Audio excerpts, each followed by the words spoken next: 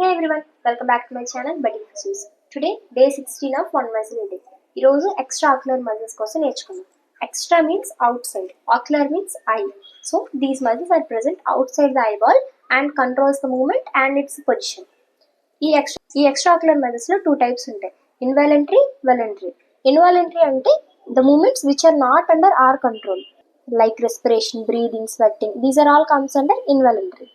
And voluntary means which are under our control, like walking, sitting, running. All these are all comes under voluntary. So eye lo kuda ante involuntary and voluntary ఉంటాయి.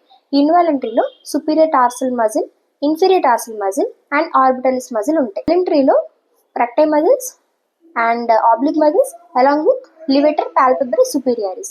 ఈ recti muscles లో 4 recti ఉంటాయి.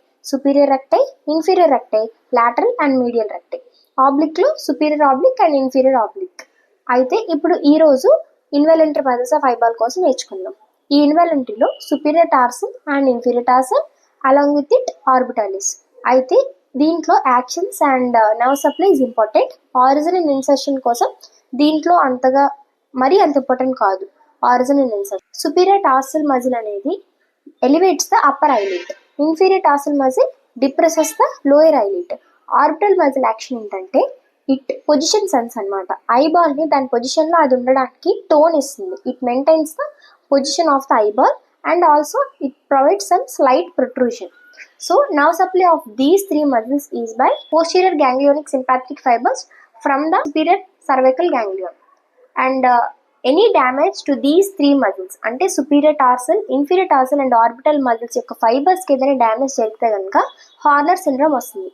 Horner syndrome is nothing but clinical triad. Horner syndrome contains 3 components: ptosis, meiosis and anhidrosis. Ptosis means drooping of eyelid, meiosis means constriction of pupil and anhidrosis means loss of sweating. ఎక్కడైనా A means absence, like anhidrosis means loss of sweating.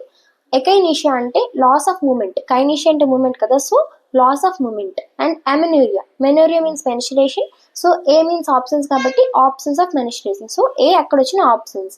Like that anhidrosis means loss of sweating. So Horner syndrome అనేది చాలా important. సిండ్రోమ్లో clinical triad ఏంటంటే you have to mention ptosis, miosis and anhidrosis. Thank you for watching and follow for more.